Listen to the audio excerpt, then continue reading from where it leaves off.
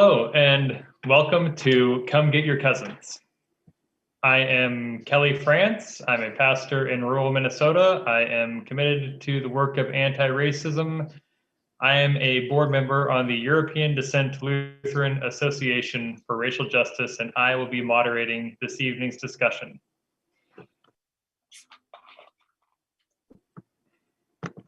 If you are looking for a closed caption version of tonight, please follow the link to our YouTube live stream. I will say that we are using the AI YouTube provides to live stream this, and that doesn't necessarily mean that it's going to be perfect. We're going to come in afterwards and clean it up, but I wanted to make that link available to you in the chat. It's there. Please take advantage of it. So Come Get Your Cousins is a listening session that is created with the intention of empowering white people to address white supremacy over social media. It is put on by the European Descent Lutheran Association for Racial Justice, which is one of 6 ethnic associations in the ELCA. We are committed to overcoming white privilege and dismantling racism in the church and society. Tonight, we're going to be listening deeply, and as we listen, questions are going to come up. As they do, I'm going to invite you to put your questions in the chat. And then as we get to the question and answer time, I will be lifting those questions up for our presenters to address. This just makes things go more smoothly as we are living in a Zoom world. Before we get much further in, I'm going to invite us to center ourselves in a time of prayer. Let us pray.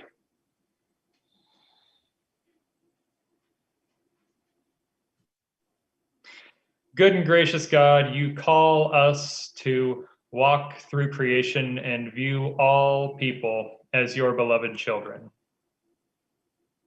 Help us to be bold witnesses to the world that Christ envisioned, that the Gospels proclaim, that you desire for us to live in. Empower us to call out and address the sin of white supremacy wherever we see it. Be with us in this conversation as you are with us always. Amen. Now I would like to turn the floor over to our presenters who are going to tell you much more about themselves. I'd like to introduce ELCA clergy candidate Elle Dowd and Reverend Elizabeth Rawlings. Hello, everyone. I am Pastor Elizabeth Rawlings. I live in Renton, Washington, which is a suburb of the greater Seattle. Until recently, I was pastor for the Sanctuary, which was the Lutheran Episcopal campus ministry at the University of Washington. And I've worked in youth and family ministry. I've also been an organizer and worked in restaurants and had a bunch of jobs. What brings me here tonight is that I am also a board member of the European Descent Lutheran Association for Racial Justice and have been doing racial justice work for most of my life. I particularly do a lot of work and living online. And so I end up having a lot of conversations about race in online spaces. And as part of EDLARJ, one of the things that we try and do is enter into online conversations, particularly in our denomination's Facebook page, to try and confront white supremacy in that space. I also do a lot of work in trauma-informed ministry and study somatics, which is an area where we think about how our emotions live in our body, how we can get them out, how our emotions show themselves in our body. And so I'll be bringing a little bit of both of those pieces into this conversation tonight as well. Hi, my name is Elle. I use pronouns like she, her, and hers, and I am a clergy candidate in the ELCA, awaiting first call. I am also on the board for EDLARJ, and alongside Elizabeth, we share a lot of similar interests, but I also do some community organizing, some writing, and some other racial justice work. When we were thinking about doing this event, and it was like, well, what do we want to say about our sort of like online credentials, like why Elizabeth and I are doing this? And we called ourselves very online people. And I thought that was a good way to say it. It's not that either of us are like experts in this regard or anything, but just that a lot of our life and ministry happens online. And so we are happy to share with you all the things we've learned along the way. So this conversation is especially important right now because, as you may be aware, there is an election coming up, and even a national election, which means that although white supremacy has been present in our society, in our discourse on social media, basically since the inception of all of those things, they are definitely being turned up a notch right now, and you might see that the rhetoric is a little bit more charged. And so with that in mind, we wanted to help empower and equip people in their conversations with people online, especially before the election. So for some parameters for this conversation is that this is a conversation predominantly aimed towards white people talking to other white people. There might be times online that you see like a person of color making a statement that you don't understand or makes you uncomfortable as a white person. And in those situations, we would invite you to listen and to sit with your discomfort a little bit. We're also making some assumptions about the audience that's here tonight. Since you sort of opted into this conversation, we're making the assumption, for example, that you know what white supremacy is and what it means. But if there are any questions or terms that we use like throughout the presentation, feel free to Google it first if it's just like a vocab term that you are unfamiliar with. But otherwise, if you can't find any information, go ahead and ask that question in the chat. So one of the really important things just in life, not just in having online conversations, is being aware of what kind of day you're having. I do a lot of mindfulness work and meditation and prayer. And when we're not aware of how we're feeling, which is most of us most of the time, we tend to have those feelings shoot out of us sideways at people that we don't intend to yell at, to take issue with, to be mean to. And even when it doesn't come out in our words, it can come out in our body language until it builds up and comes out in our words. So the first thing that we wanted to say about having conversations online about race or really anything is to be aware of where you're at. Be aware of your mood for the day and for the moment and how you're feeling. And we're going to keep coming back to this idea of being aware of where you're at and how you're feeling and what your body is doing. But for example, like today, I am in a mood because of the Supreme Court and another police murder of a Black man and the election and all of the things. So I am not having contentious conversations on the internet today because either they're not going to go well for other people, or they're not going to go well for me, or both. So I am aware that today is really not a day for me to be doing that unless I really feel something needs to be said and no one else seems to be taking care of it. So even before, like, it's so easy for us to just pick up our phones and hit Facebook or hit Twitter or hit Instagram or be on our computer and want to distract ourselves from whatever else we're doing. When you do that, ask yourself, why am I doing this? Am I doing this for entertainment? Am I doing this for distraction? And don't place a judgment on why you're doing it. Just be aware of why you're getting on social media. Are you reaching out for connection? Are you in a bad mood and you want to complain? Be aware of why you're getting on social media, on the internet. And, maybe ask yourself if that is the best use of your time or the best place to have that mood. It might be, but being aware of why you're doing something can help you be more present in the conversations that you're having online and help you be more effective in the conversations you're having online, and also help you know when you need to walk away.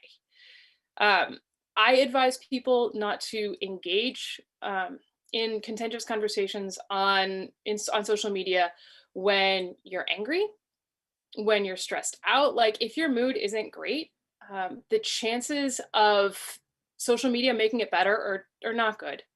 Especially if what you're doing is entering into arguments. And we all do it. I do it. You know, I'm in this conversation, but you will probably see me at some point online take out my mood on someone else because I'm a person and it happens, and I'm not always super aware of how I'm feeling. But the more that we get in practice of checking in with ourselves and what our mood is like, the better we'll be at being in online conversations and just in regular life.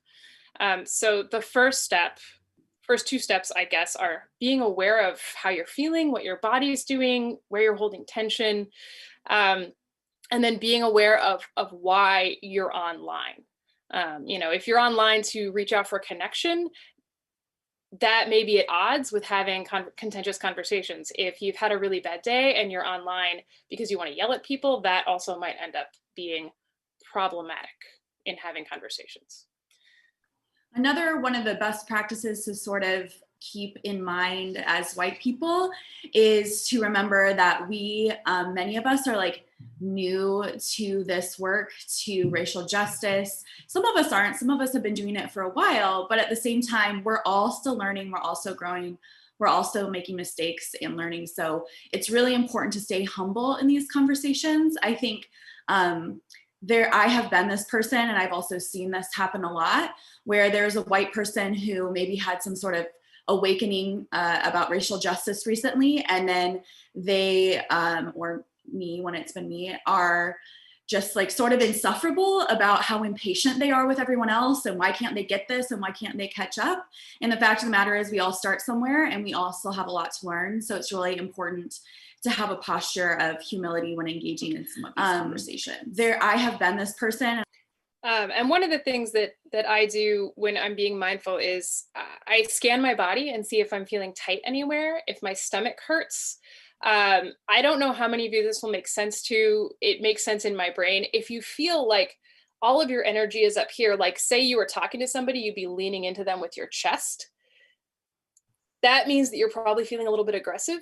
Are you centered? Is your energy sort of in the middle of your body? Is that where your strength is coming from? That will have a better conversation. Are your hands clenched? Is your jaw tight? Like, what is your body doing? If your hands are clenched, if your jaw is tight, that's probably not the best time to get in a contentious conversation online. So you're going through your day, you're going through your Facebook feed, and, you know, or a notification pops up and there's a racist comment. What do? You have a choice. Check in with yourself. What's your mood?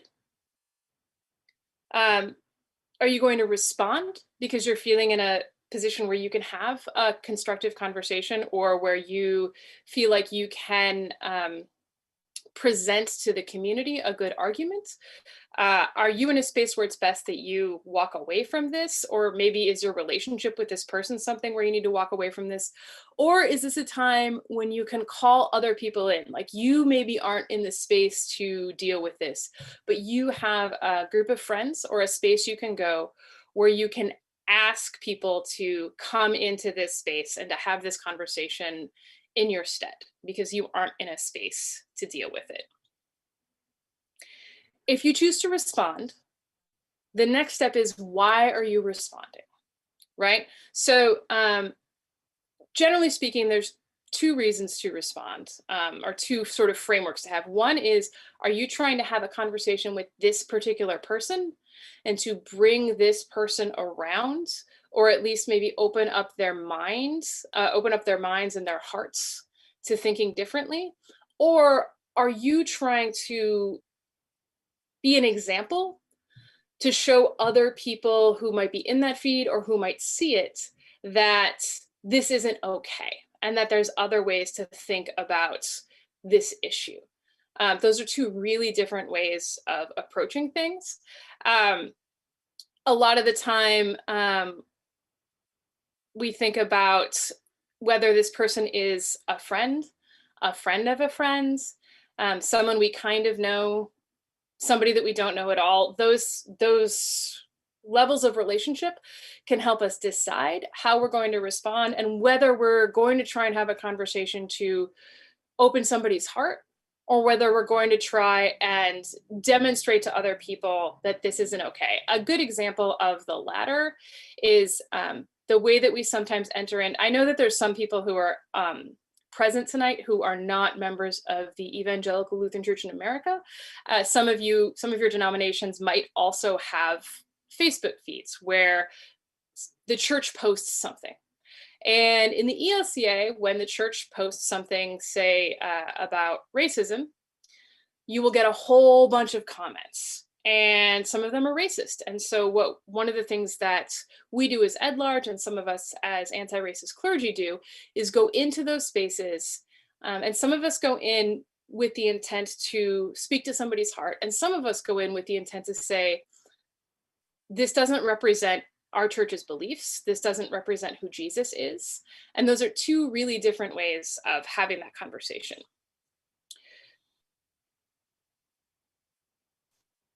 If one of the things you're doing is responding for yourself, and what I mean by that is, if you are responding to prove to people that you know stuff about racism, or if you're responding because you want to be the good white person, don't.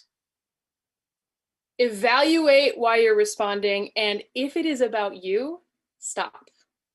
Take it back a step, recenter, think about if you want to be a part of this conversation. Good white people demonstrations aren't helpful. And that's usually way more about us than it is about anti-racist work. And when we do anti-racist work, the question that we want to keep in mind is, what is the goal of this for Black people, for Indigenous people, for people of color? Not what's the goal for me, not what's the goal for white people, but what will this bring about for Black, Indigenous, and people of color? You also want to think about, what's your relationship with this person, right? Is this person friend, family, friend of friend, stranger? If this is a friend, can you start and say, I disagree with you on this. Can we have a conversation about this in person? Socially distant, of course. Maybe on the phone. Is this somebody who holds some kind of power over you? Are you safe in this conversation? When we have conversations about racism, it is really important that we can you face racism, that we stand in the way of racism, and that we try and change hearts and minds where possible. It's also important to consider our own safety. And what I mean by that is, if your parents are super racist and you're still living with them and you depend on them for food and for having a roof over your head, you want to confront them as far as you can, but not to the point where you're becoming unsafe. You don't want to put yourself in a place where you're physically unsafe. You may not want to put yourself in a place where your career is at risk. What I would say is, you want to get yourself to a place where you can move and then confront, or get other people in power to help you in that space. But we want to make sure that we're advising people to be safe. And that is a particular concern for white members of the LGBTQIA community and white women who tend to get attacked online and get death threats and stuff. Be safe. Both Elle and I have experienced violent threats in our social media feeds, and sometimes they're random and who cares, but sometimes they get really scary. So when you start feeling unsafe, it's okay to stop. I think too, as a white person, it's been important for me to interrogate the difference between feeling uncomfortable and feeling unsafe. A lot of these conversations are pretty much always uncomfortable, right? Because as white people, we've been taught confrontation is bad and that we should be nice. But so most of these conversations are going to be uncomfortable. That is really different than what Elizabeth is talking about, which is true physical safety. So that's something to reflect on as well. Thank you, Elle. Know why you're engaging. Are you doing this for fun because you're bored on a Friday night? because everything's closed? Are you doing this to help people grow? Are you doing it to educate the people you're talking to or the people who might be watching? Keep in mind, remember this, the people who are watching your online conversations are learning, and you are unlikely to change the person who is giving you the most pushback. The person who is being most vocal and pushing back on you, you're probably not going to change. So you might want to switch tactics from trying to convince that person to being somebody who is being an example online for how to be anti-racist in public. Yeah, so part of what informs the work that Elizabeth and I do about anti-racism online is some stuff around change theory, and we can learn a little bit about power and how we influence people from the corporate world, because the corporate world is always influencing us and trying to influence us through marketing. And so there's an example in marketing that's been really helpful to me in sort of figuring out strategies to engage with people online. If we take the example of like Apple and iPhones, right? When Apple is trying to do a marketing program, advertising, they sort of sort people into on a scale of 1 to 10. 10 would be like early adapters, people who camp out at the Apple store before the release of the new iPhone. Those people are like very into it, right? And then 1 would be people who are like anti-technology, don't have a phone, don't want a phone, are actively against phones.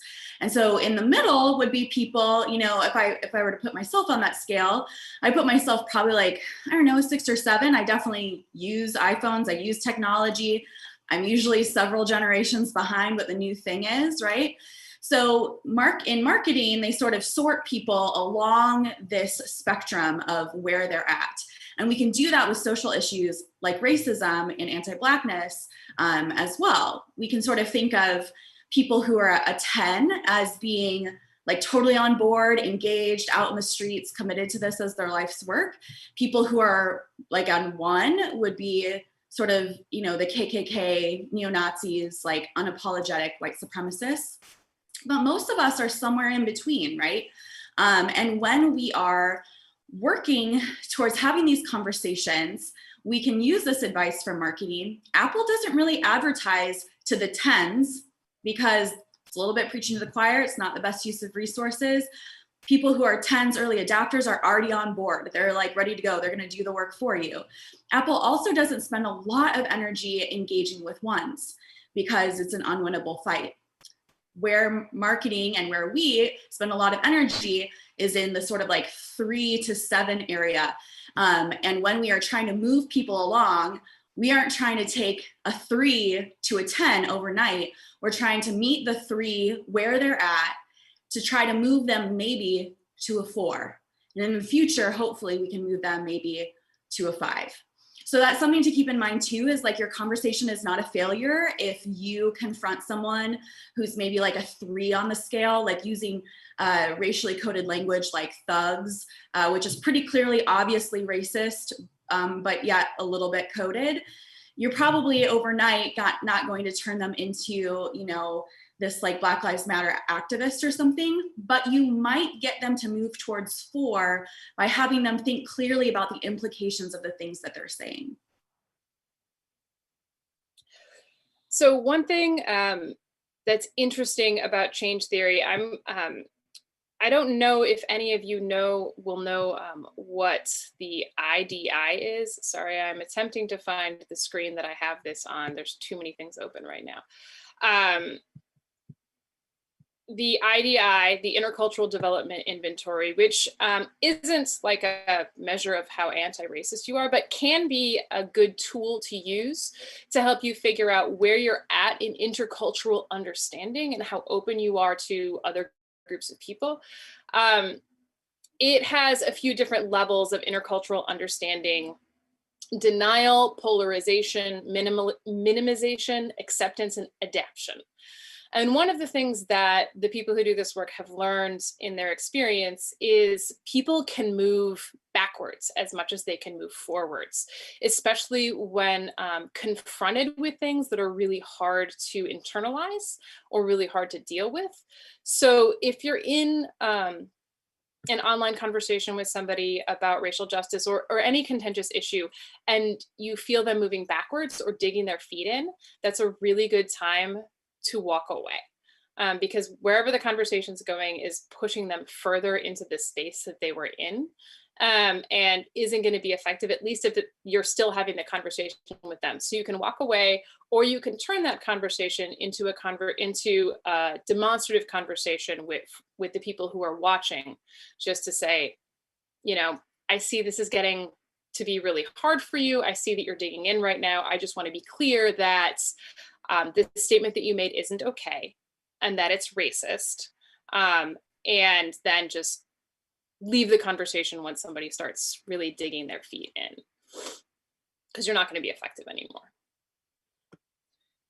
When we're having these conversations, it's important to take breaks. You can walk away and not respond for 20 minutes. You can walk away for hours.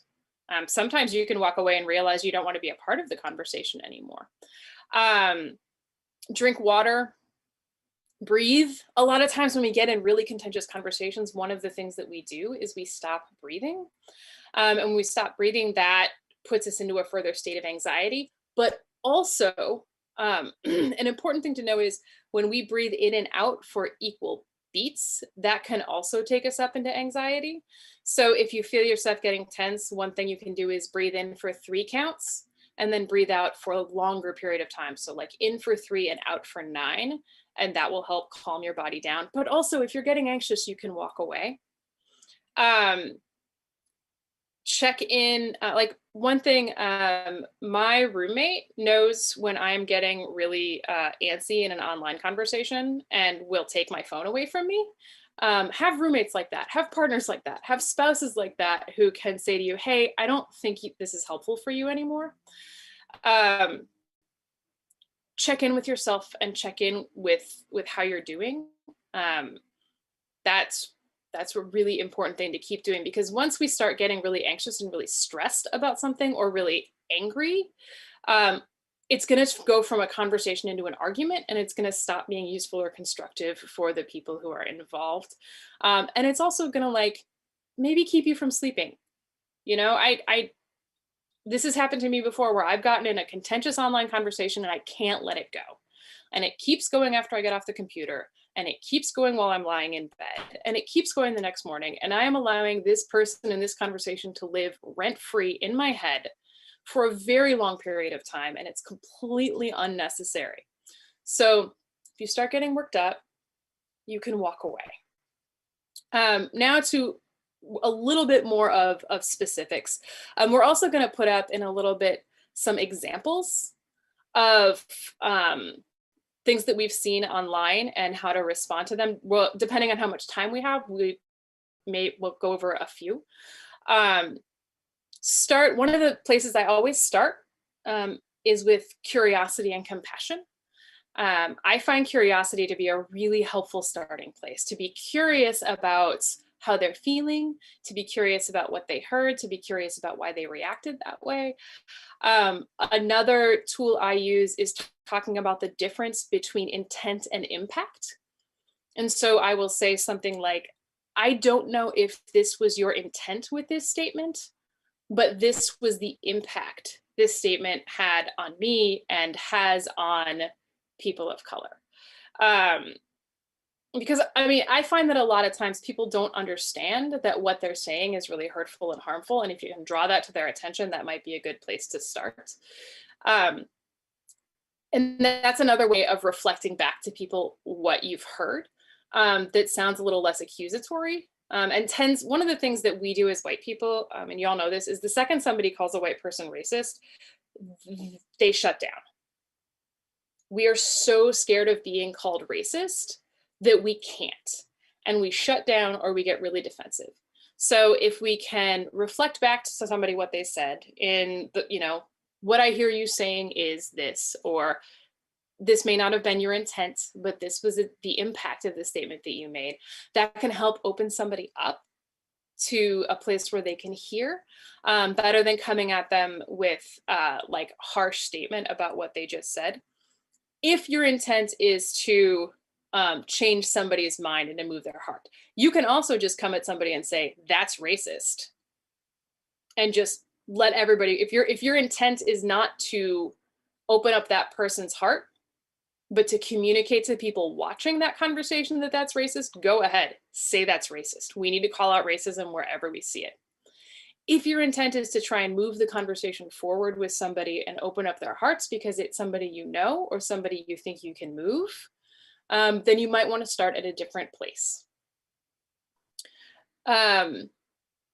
Get confirmation on if that's what they said. Like, you know, one of the things that I've heard people say about, like, when you hear a racist joke, just being like, why is that funny? I don't understand. Wait, did you really just say that? So get confirmation about what you heard, if possible.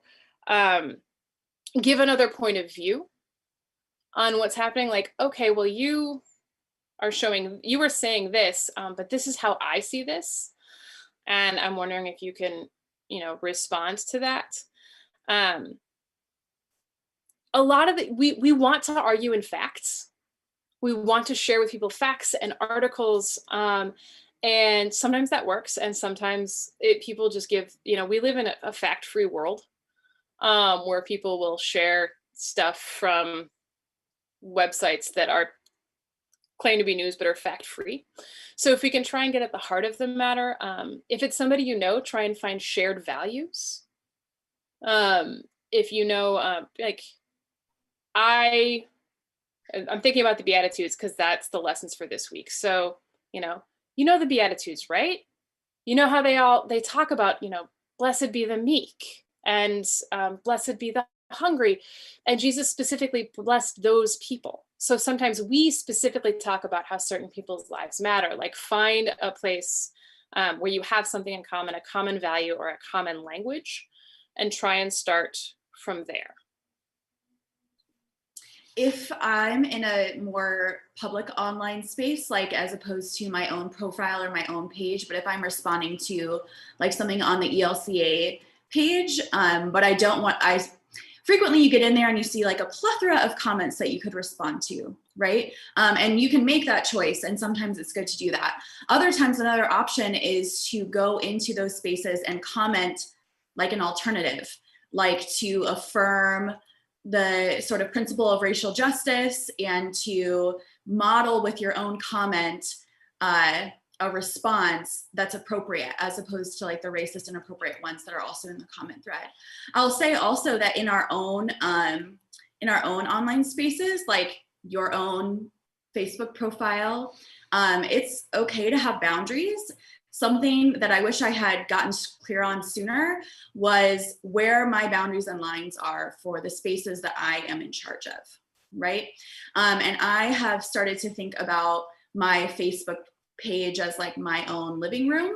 And so I have sort of I've categorized in my head different ways that people engage and where the boundaries and lines are for that. So for example, if I have a commenter on my Facebook page that is disagreeing, but not sort of like overtly racist or using slurs, I would generally leave a comment like that up and try to engage. If I see a person who is using slurs or is just like very intensely overtly racist, in those cases, because that's my sort of virtual living room, I say, we don't use those words here. We don't have conversations like that here. And I delete or ban or block in those cases sometimes. And what is helpful to me is you might have your own boundaries for what you want your sort of virtual living room to be like. Do you want it to be a place where really all opinions are welcome? Well, sometimes we say that, but if there's these like really violent comments that are happening, there's definitely people who don't feel safe in your virtual space because of those comments. So we're not truly welcoming everyone. So to kind of get clear with yourself about what kind of comments in my spaces are allowed to stay up, which kind of comments I engage, what kind of comments are like, we put up a boundary of some kind.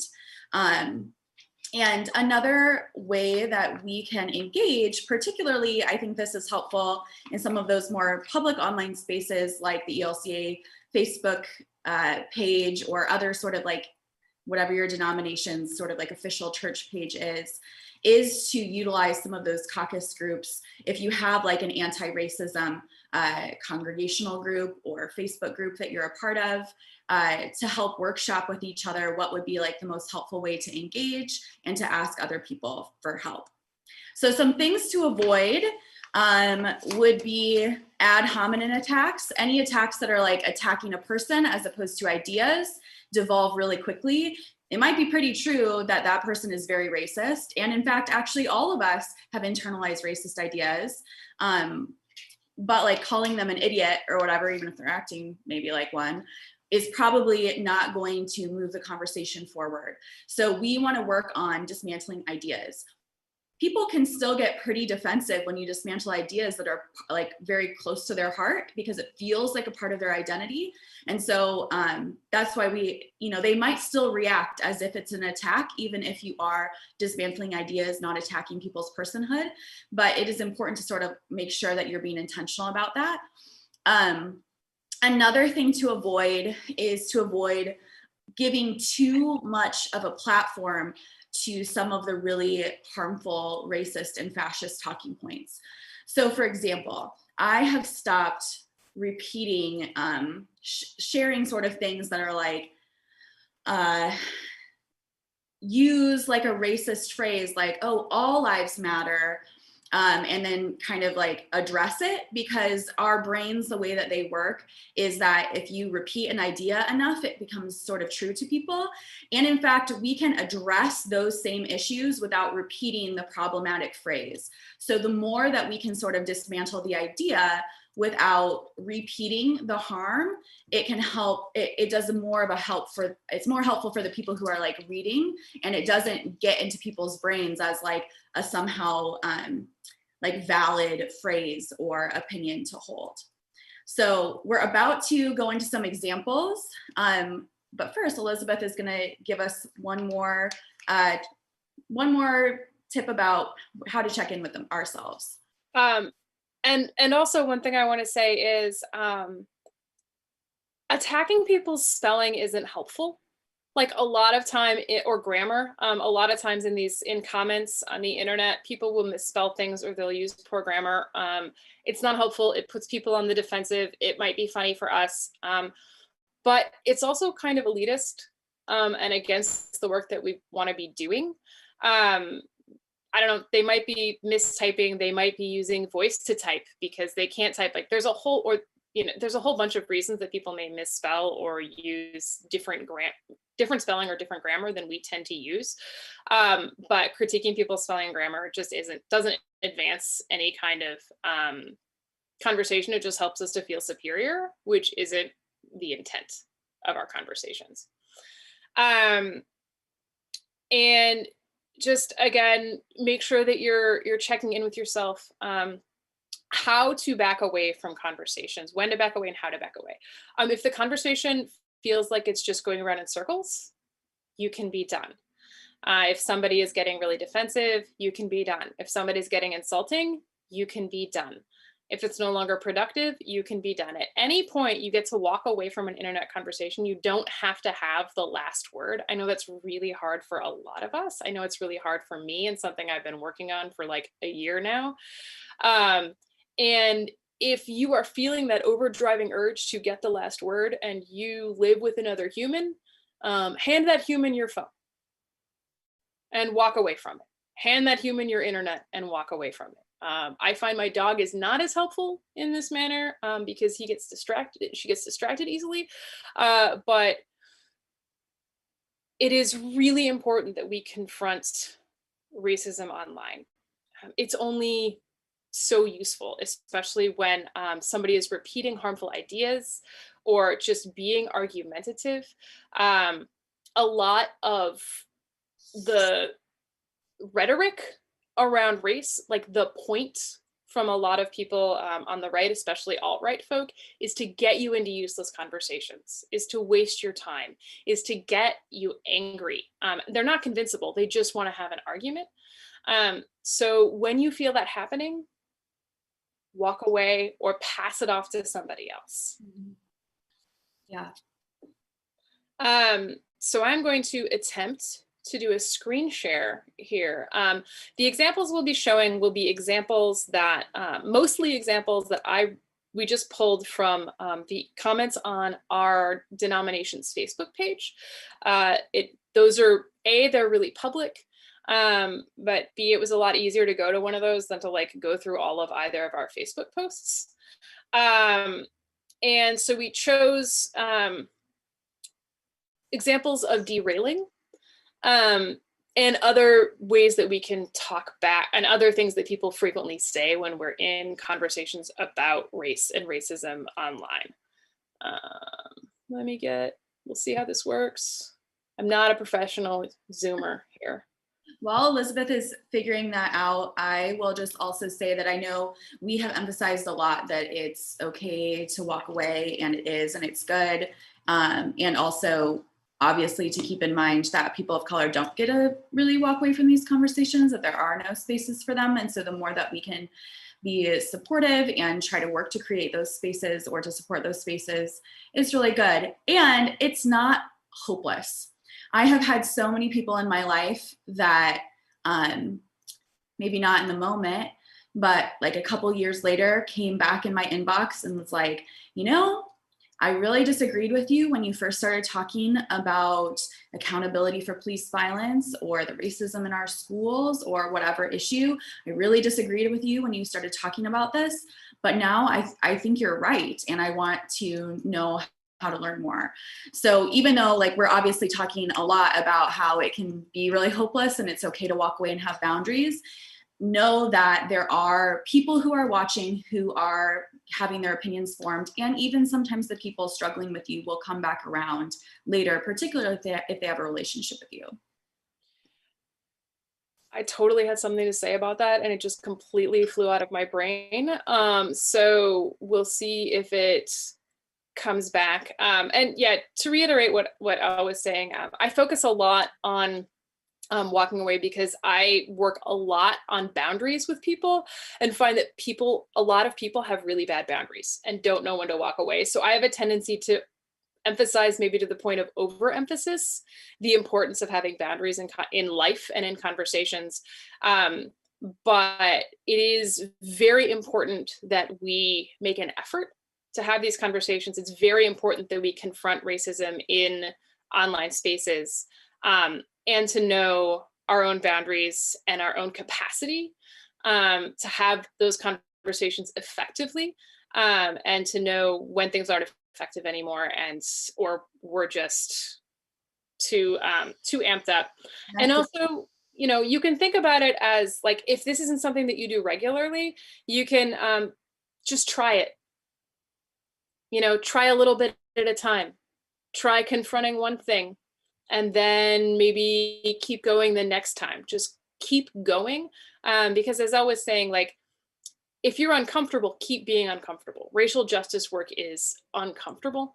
But if like all of a sudden you're having a panic attack, that's probably time to stop. Right.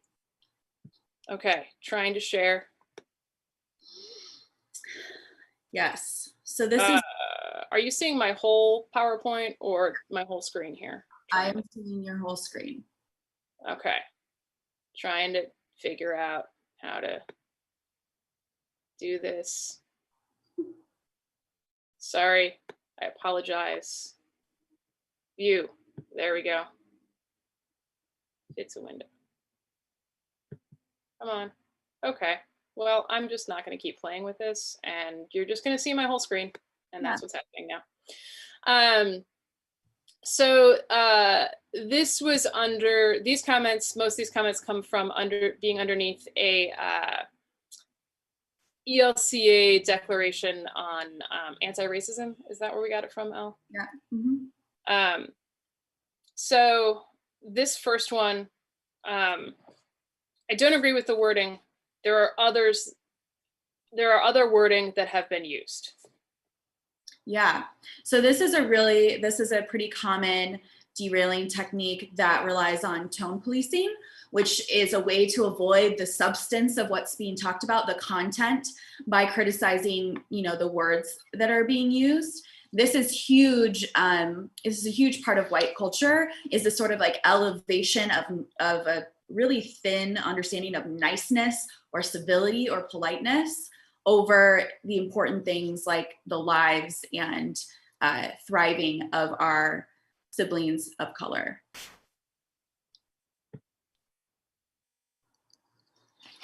This one says, do you suppose we could stop pouncing on one another for even an hour? Not crab about which racism or political opinion is a pet project of either the bishop or of the janitor? What do we think Jesus would say to us about love, kindness, justice, etc.? So this again is more white niceness. It's more civility. Why can't we all just get along? It's an effort to derail. People are uncomfortable with anger. People are uncomfortable with hard feelings. People are also uncomfortable with white supremacy and having conversations about it. So this is a way to bring it back to things that make us feel good, like love and kindness. And I think that probably says justice, without addressing the topic, which is actually about how we live love out in public, how we do kindness in public, how we do justice in public. Yes. And I would probably respond to this one that way, by talking, what would Jesus say to us about love, kindness, justice?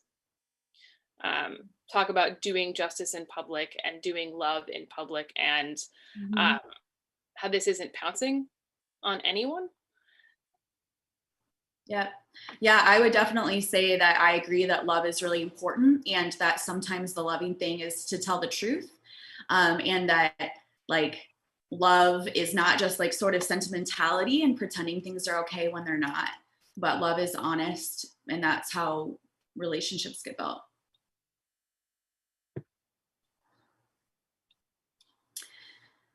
What about being against racism no matter where it comes from or who it's directed toward? There is one race, human. Let's stop the division.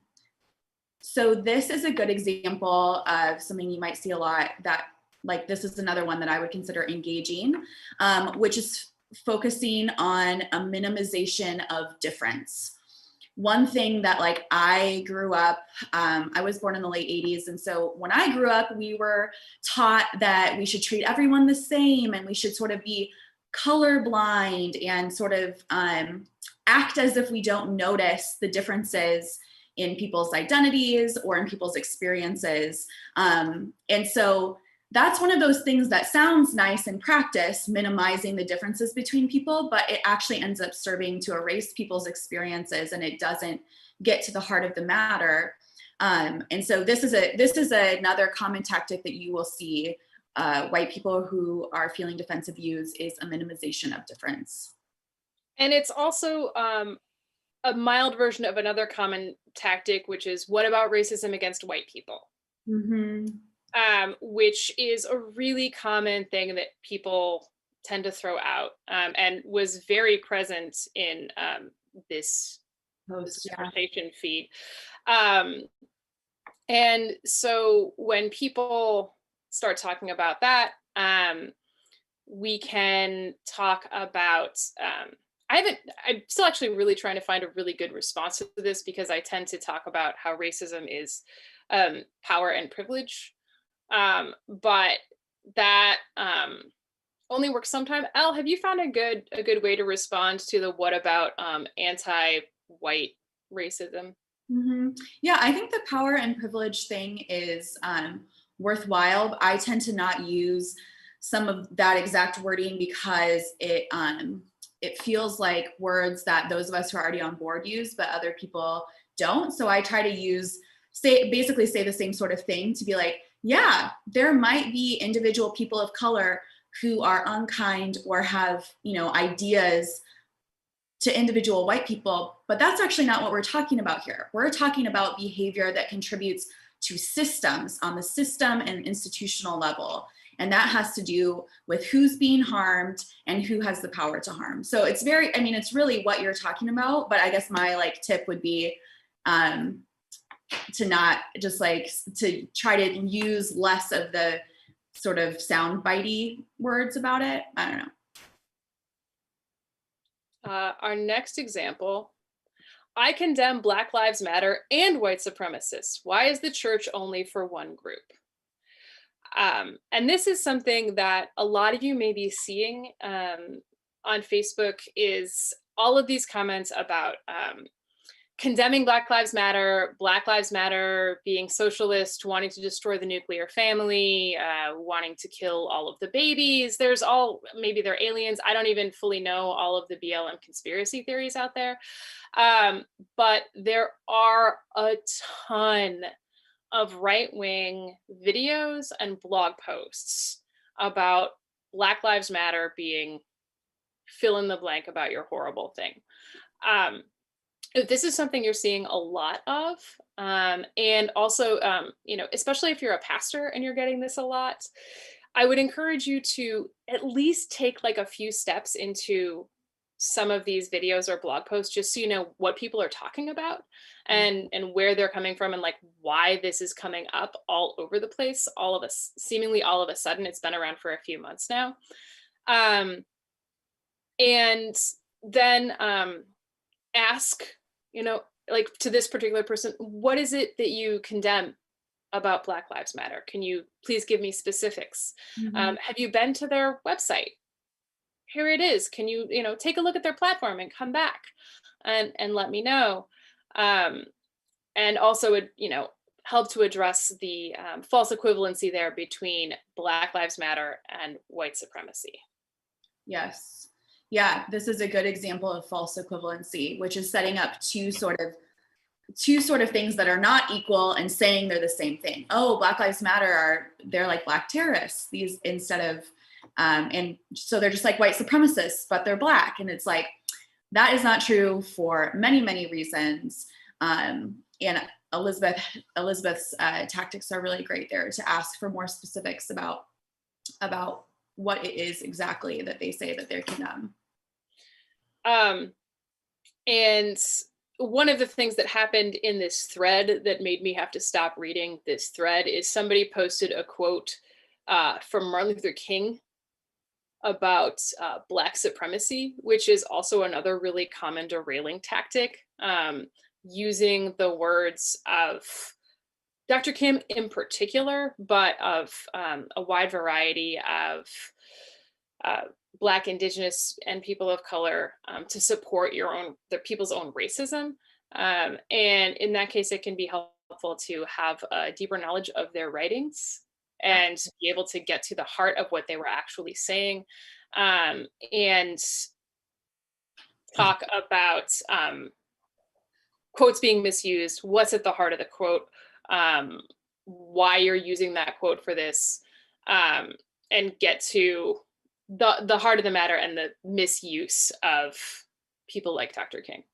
Yeah, I mean, Dr. King is one of those people that sort of has become almost like scripture, in that people love to cherry pick random phrases without taking into consideration the context or the wider arc of his work and the way that his theology and praxis developed. And so some of the tactics and education that church leaders already do about not doing that with scripture really apply to MLK as well. And those of you who aren't clergy can obviously do that as well, right? Like there's more than just these sort of sound bites out of context.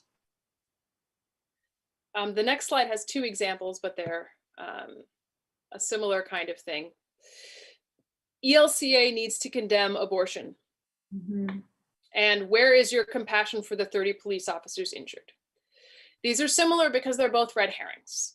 Yeah. They are both attempts to get off the topic and to focus on something else. This happens all the time. And the goal, if somebody does this, try to bring them back to the topic. Don't get derailed yourself about what the ELCA says about abortion or where your compassion is for the 30 police officers. When you do that, you're allowing the person to take you on a journey with them. And so what you want to say is that's not what this conversation is about. Right now, we are talking about Black men who've been murdered by the police. Right now, we are talking about the church declaring to be anti-racist. If it's a friend of yours, you could say, you know, if you want to talk about this thing, we can do that. But in this space at this time, this is what we're talking about. And just don't allow it to get derailed. And if you know, another approach would be to ask why the topic is being derailed. Like, you know, I'm trying to talk about this. You brought this up. Why are you trying to get us off topic? Mm-hmm. What is it about this topic that makes you not want to be present in this conversation? Why is it that you feel the need to talk about this other thing when we're talking about racism?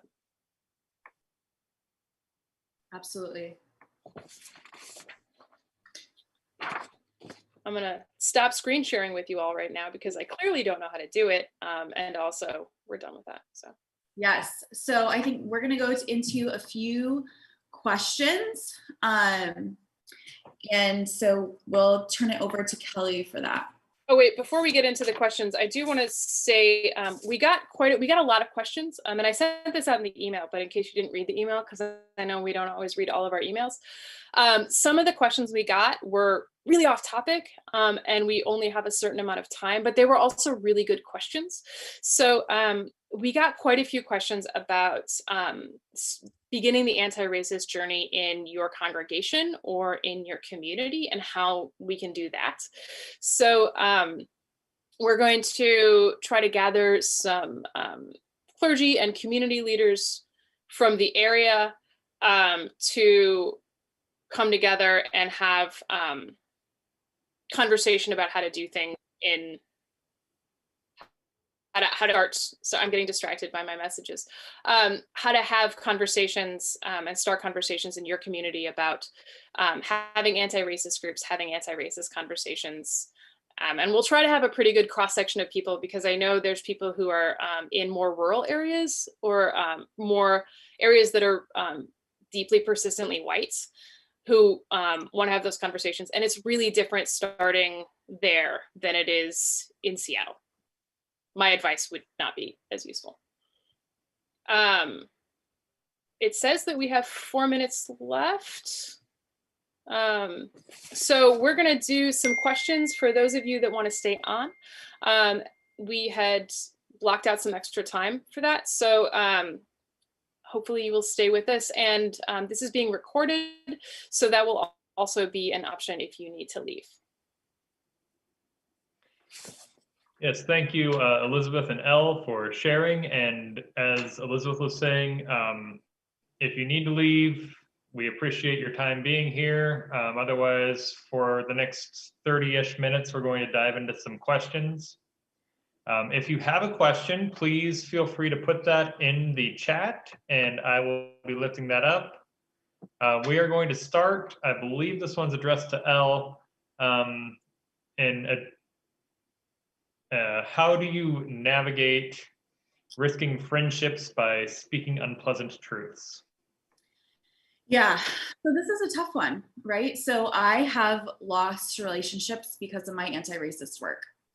There are relationships that like just could not handle the strain and stress of speaking, having these hard conversations. And so I first want to like affirm that that's a real thing and it's really hard. And one thing I had to keep in mind was what kind of people and values I wanted to surround myself with. So it's not as if, you know, everyone who disagrees with me is disposable or something. And yet, if being anti-racist is such a huge core value for me, people who can't handle that and sort of self-select out of my life, anti-racist work requires sacrifice. And sometimes that's really hard. Sometimes that's people that we love a lot who end relationships with us. I will say again, to be encouraging, that there have been many, many, many friendships that I have had that at first were like either super against the anti-racist work I was doing, or even were sort of like, yeah, I guess we agree, but like, you could calm down a little bit or whatever, right? That now years later come back and they're like, yes, thank you for saying this. Thank you for hanging in with me. Where can I learn more? How can I get plugged in? And I'll say I've been that person too, right? Like Elizabeth and I didn't like come out of the womb being anti-racist or something. We like had to learn and unlearn and grow. And there were people who put time and energy investing in us. And so I'm really grateful for that. So I think a major thing that helps when we are having these hard conversations with people that we love is to also sort of bank on our relationship capital. And what I mean by that is when we start to have hard conversations with people, sometimes when we feel uncomfortable, our instinct is to like create distance and leave instead of leaning in. And one thing that we can do is to really, grab a hold of that relationship and be like, hey, friend, I know you. We played in the sandbox together. We love to get drinks on the patio when it's not a global pandemic. And I'm hearing that this stuff that I'm saying or these things I'm saying is like really, really hard for you, but you know me too, right? You know that even if we don't always agree, that you can trust that I am a person who tries to work for like love and justice in the world. I try to be honest. And so can you hang in here with me and let's like struggle through this together. And the more that we keep showing up in people's lives in other ways outside of these conversations can also help sort of strengthen the relationship when these conversations come. Thanks. Another question, how can I engage support from trusted listeners while avoiding dogpiling? As a two-part, how can I navigate power relationships while still trying to create accountability? To engage support from trusted listeners while avoiding dogpiling, I would say have a core group of like 5 to 6 people who you really trust and know can respond well and have important conversations and not dogpile as your first option. If you need to call people in, have if it's on Facebook, have like a Facebook Messenger where you just go in and say, hey, I need some help with this situation. What do you all think? And then like, if that's not working, you can blast it to a larger community. The larger the community gets, the more likely there will be people in there who may not respond centered in love and grace, and may not be able to be present in a way, like may just come and dogpile and attack. And if you have a small messenger group and you feel like of a few people and you feel like dogpiling is happening, you can jump in there and be like, yo, let's cut this now.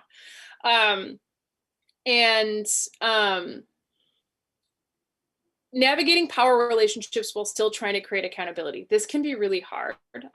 For part of this comes back to safety for me. Make sure if you're like dealing with somebody who has a power over you, make sure you're safe.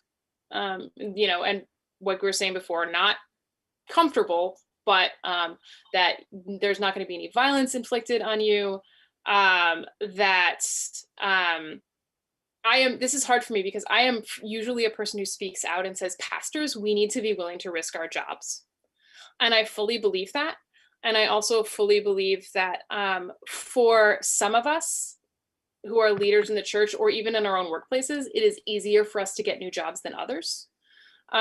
So like straight white cisgender men, you are the ones who need to be standing up the most because you can more easily get a new job. Some of us have a harder time getting new employment. So measure out like, is this a risk I want to take? And also one of the things I do if somebody has power over me and I, especially as a clergy person, and I want to have a conversation with them, I may go to other people on their power level or on a power level above me to see if they'll stand with me. Using organizing tactics, grab more people together to have that conversation. And sometimes I think about like, what is the good I am doing right now? If I lose this job, can I do this kind of good somewhere else? Is it worth it to keep doing the good work that I'm doing and to not have an argument with this person that isn't going to change where they're standing? And if you have power over people, that's another hard and complicated thing. For those of us who are clergy, we can really try hard to just keep the conversation rooted in Christ and in scripture and in prayer. Keep it rooted in shared values, and trying to move somebody with you. And I'm a person who believes that organizationally, we should really be working towards having power with, not power over or power under, but I recognize that like in corporate culture, that's not a thing. But, you know, if you have power over people, you can organize training days. You can do the IDI together. You can do anti-racist training in your work. Or like get all of your friends to go to showing up for racial justice group. In your family, maybe you can suggest a movie night where you all watch 13th is always the one that comes to mind. There's many other good ones. The James Baldwin movie that is absolutely amazing that's on Netflix. You can have a movie night to try and bring people in. Yeah, I'm gonna stop there. I also think in that situation in which maybe you have a role of authority over someone, that something that Dr. Ben Stewart at LSCC taught me is that, you know, anytime we are preaching law, that the preacher needs to stand under that law too. And what that means is it goes back to the principle of humility that we talked about earlier. When we are journeying alongside people in anti-racism, instead of sort of pointing out, you need to fix your stuff, there's a level of we need to fix our stuff that is more honest, more truthful, and more helpful. So the more that we can sort of be like, yeah, I used to think that too, and here's how that changed for me, or like, yeah, I'm still unlearning that too. This is where I think it's come from for me, is more of like a solidarity moving forward. And then as far as like those of us who do this work losing our jobs, which is a reality, has happened and will continue to happen. One thing I think is really important is to continue to create structures and networks of community care so that people who are taking risks know that we won't let them and their families starve to death if they lose a job, right? So I count on that. I try to continue to do this work knowing that I'm a bisexual woman, we're a multiracial family. There's like a lot of reasons. Honestly, those are reasons that motivate me, but they are reasons that sometimes can scare me about being able to keep a job. And I count on my community that if I lose a job because I won't stop talking about white supremacy, like somebody's got to come in and help me with my groceries, and we can be those people for each other. So on the topic of being people for each other, another question that's come up: how do you proceed when a family member is extremely combative online, but very nice in person? It feels like gaslighting, but you don't want to be the person who starts that conversation at Thanksgiving. My initial reaction to reading this was totally be that person at the table at Thanksgiving. Like, go and do that. But, you know, again, getting like,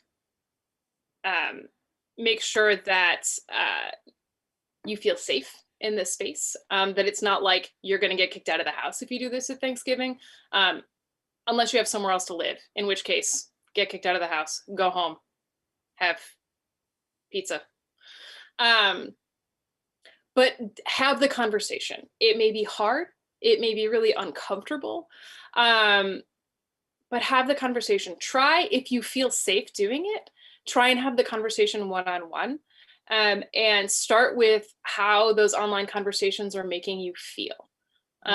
You know, when you do this, it is really hurtful. It's really upsetting to me. And it's really important to me that you know that. And, you know, just talk about how you feel, talk about the impact that those conversations have on you and on your relationship. And you can also set boundaries and say, I'm not going to have these conversations anymore. You know, like, I'm not going to let you talk to me this way. I'm fine with having these conversations, but I'm not okay with having these conversations with this tone. If you don't know about nonviolent communication, I highly encourage looking that up for interpersonal conversation. interpersonal conversation techniques and tactics, and how to really try and get to the heart of things and to try and listen to one another. I would also, before this conversation, like, do a check-in with yourself about how you're feeling. If you're really nervous in a conversation, one thing that can really help is drinking cold water. That'll help, like, get your nervous system into a space where you are moved out of anxiety. Making sure you're breathing, turning your head gently to the left and then back and over to the right, a little bit over your shoulder, can open you up a little bit more and bring you a little bit out of anxiety. And putting your hand on your heart, both your hands on your heart, and pressing and breathing, just breathing in and out for a little while, can also help calm you down and center you in order to have a conversation. That one's more before, because it looks kind of strange when you do that in the middle of a conversation. Also, you can feel your feet on the ground in the middle of a conversation if you find yourself getting anxious, and just remind yourself that the ground is still there, and feel that, and feel the seat underneath you, and then keep going with the conversation. Yeah, I think some language I might use if there was a person that I was in a relationship with that was really crappy online, but like really nice in person, is I might like say, after we're talking about like, it's so good to see each other or whatever sort of niceties, I might say, to be honest, Auntie Elizabeth, I was really nervous about coming to dinner today because the way that we've been interacting online has really ratcheted up my anxiety. And so it was hard for me to be here. And that's like a certain level of like vulnerability to talk about the impact that these conversations have on you. And like in my case, I would say, when you say these harmful things, they have real implications for people that I love. When you defend these police officers that are killing people of color with impunity, it makes it less safe for my children to walk down the street, and I'm afraid.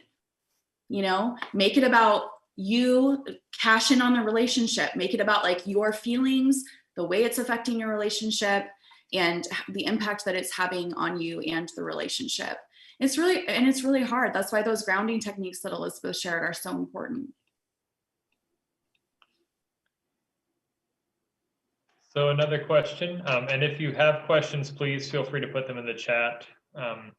Change happens from the top down and from the bottom up. How is it that we can take next steps?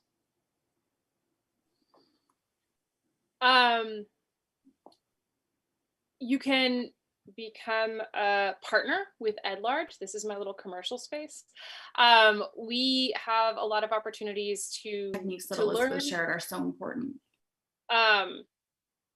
We have a lot of opportunities to learn. We have, we're building our coalitions. We are going to be increasing doing training and hopefully help gather congregations that are trying to do anti-racism work so that everybody can learn from one another.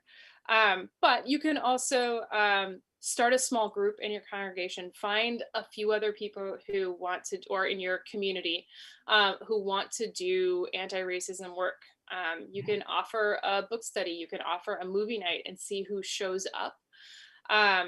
Connect with leaders in your community who are doing anti-racism work. You can check with your synod office to see if there's other, or your diocesan office, or however your structures work, to see if there's other communities around you that are doing anti-racism work. If your larger governing body has an anti-racism team, or if you don't, not part of a denomination or a denomination that has governing bodies, reach out to other religious communities around you that have similar values to see what they're doing and try and see if you can bring that back.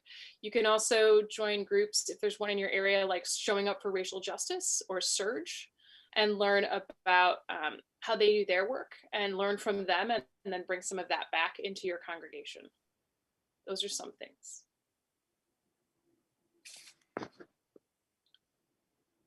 So a question from the comments. I understand the idea of not letting someone or something control your mind, but how do you make your brain walk away? from a conversation? Mm-hmm. I can tell you what works for me. I know Elizabeth has a lot of the like really good advice on this too, so I'll be really brief. But I try to think of myself like a plant and that I need sunlight and water. So, and then I also try to give myself something to distract myself. So a really good thing for me is to, maybe go on a walk, drink some water, get outside, feel some sunshine. It's cold out, but the sun's still shining. And one thing that's really helped is to have like one person to sort of like vent to about it, but to give myself a time limit. So if I'm like, I have 20 minutes to get really upset about how this went down online today and how this person's behaving. And then at 20 minutes, we're going to go watch The Bachelor, or we're going to go on a walk, or something just totally different.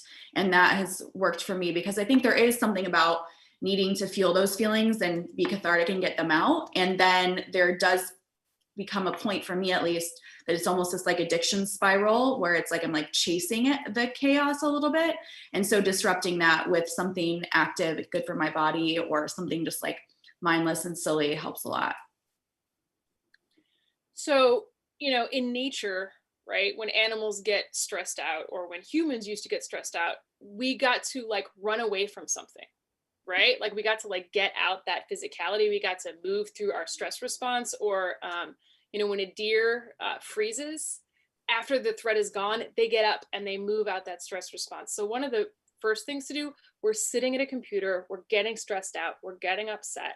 And then we just like get up and walk away and do something else. One of the first things to do is to get out that stress response, finish the stress cycle by dancing, by running, by doing something that involves some kind of physical movement, however much your body is able to move, or by shouting or singing.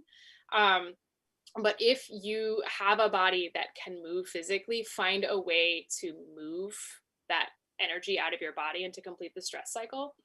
Another way, one of the reasons that for a lot of people that obsessive thoughts tend to happen is because we try and push them down. Now, this does not, I'm not taking into account obsessive thoughts that happen with OCD. I am not qualified to talk about that.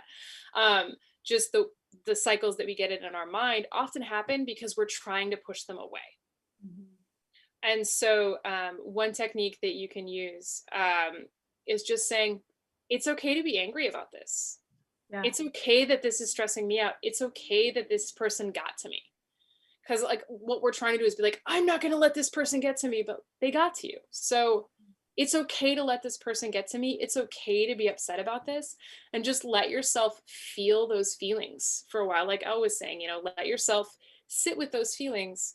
And, if you're at a time or a place where like you can't be doing that, one technique that can be helpful is thinking about it like you have a jar, and you're going to put those thoughts in that jar and put them on the shelf. And then you're going to come back to them. You tell them, okay, thoughts, I will come back to you. You have to come back to them because otherwise they'll just start again.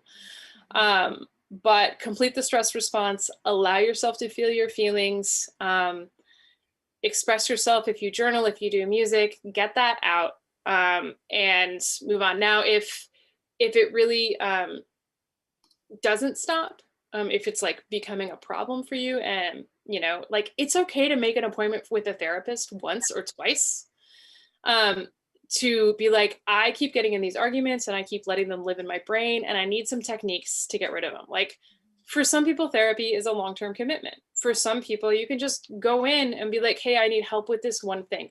And granted, that is about accessibility. If you can afford it, if you have insurance, a lot of areas do have low-cost mental health care providers that you can go to, or get on Talkspace for a month for $10 and talk to somebody and get help for that short period of time for that particular issue.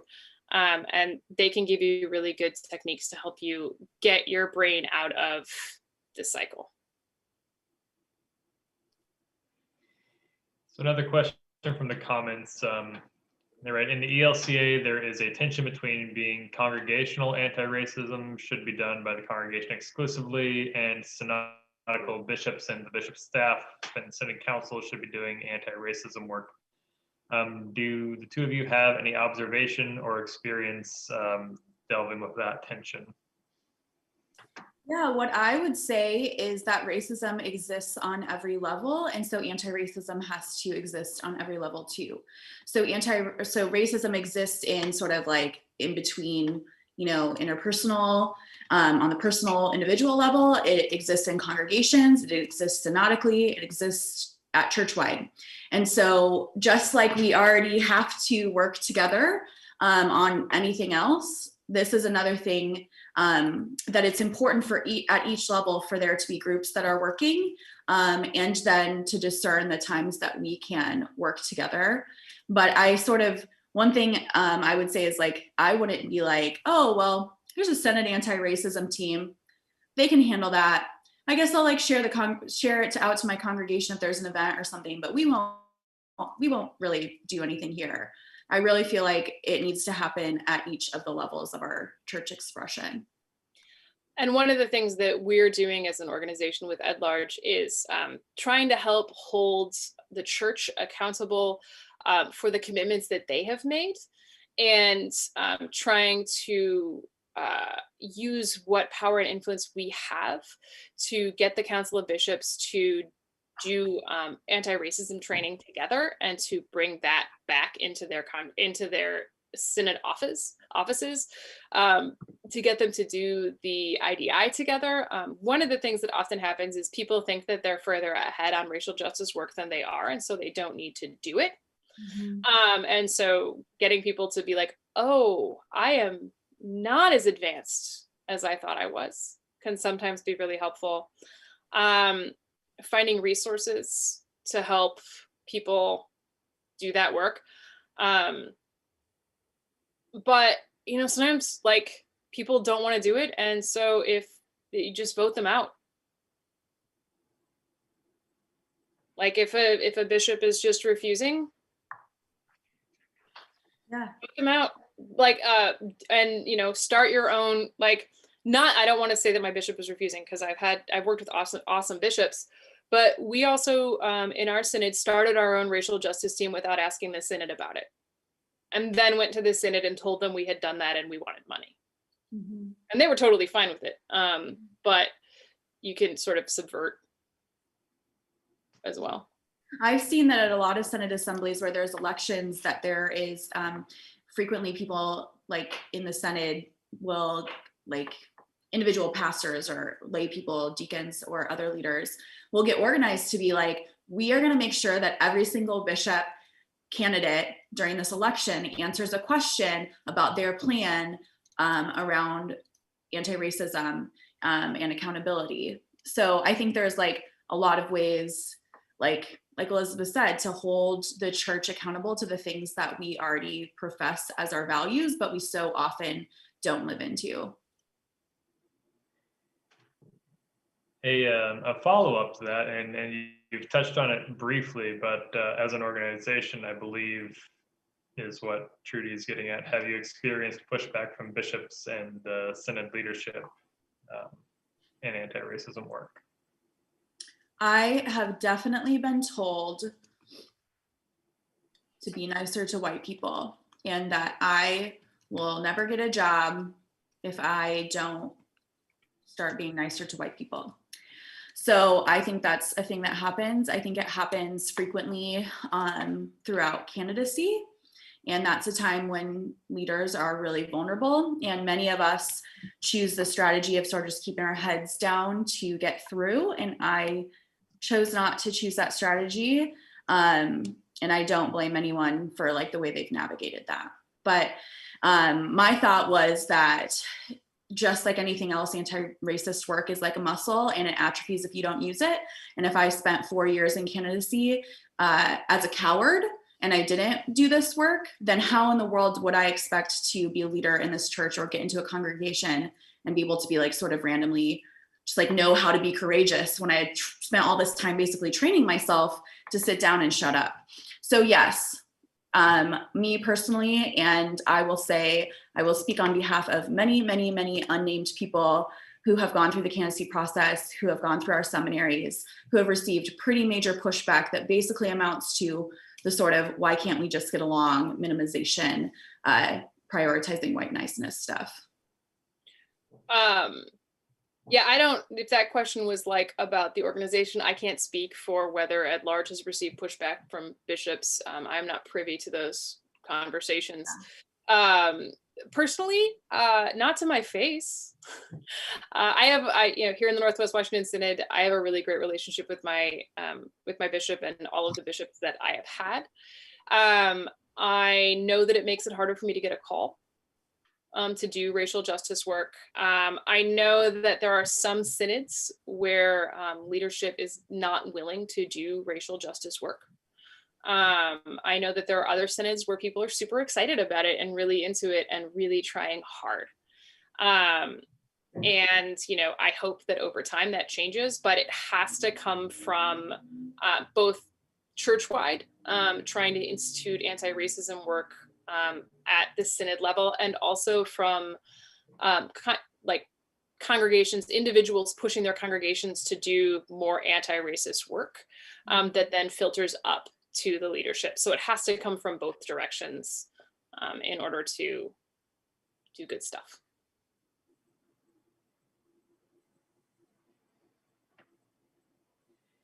Yeah, we've got about 4 minutes. If you have any closing remarks.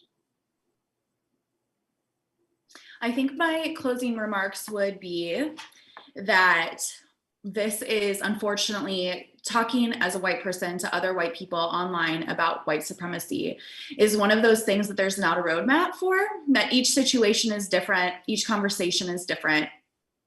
And so I think a lot of us come into this wanting someone to tell us how to do it.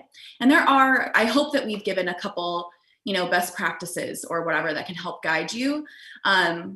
But I feel a little bit like Glenda the Good Witch telling you that you've had the power all along in your ruby slippers. Like, actually, the skills that you need are inside you.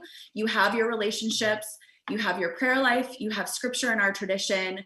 This is not a hopeless endeavor, even though it can be really, really hard. And so continue to sort of seek out those best practices, exercise that muscle so that you figure out what techniques work for you, lean into your relationships, lean into the discomfort. But you can do this. Like, yes, you watching, listening, you can do this, and you'll do it differently than Elizabeth and I do it. And maybe it will be just perfect for your context and relationships, but we all need all of us in this work. And, confront racism online. Confront it, confront it, confront it. Yes, be aware of your moods. Yes, be aware of your safety, but be willing to get uncomfortable. Be willing to have hard conversations with family members, with people that you don't know. Get a good group of people that can help you do this, that can support you in it, and help you call other people in. But it's really important that we do this work, that we confront white supremacy in online spaces, in our congregations, in our daily lives, in the big examples of it and the smaller examples of it, because that is our only way forward. If you're at your edge, if you're uncomfortable, you're probably doing the right thing, and keep pushing, and keep doing the work. Find partners. Yep. Get support. You aren't alone.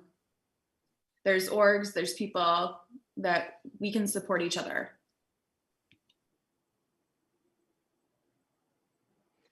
Well, thank you all for sharing your time and your wisdom and your encouragement. And thank you everybody who joined to listen. Thank you, everybody, and let's go out and confront white supremacy in online spaces and in physical spaces. Yes. I hope you have a great night. Thank you. Good night, y'all.